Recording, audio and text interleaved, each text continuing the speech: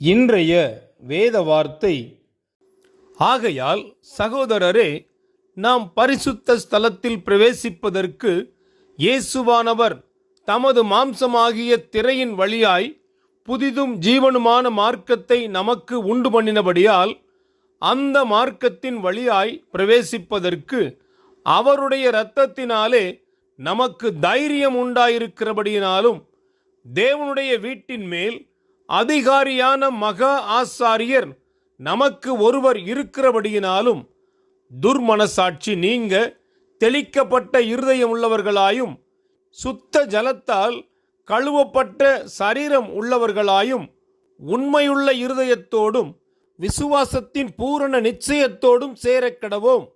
எபிரேயர் 10 அதிகாரம் 19 முதல் 22 வசனங்கள் வரை.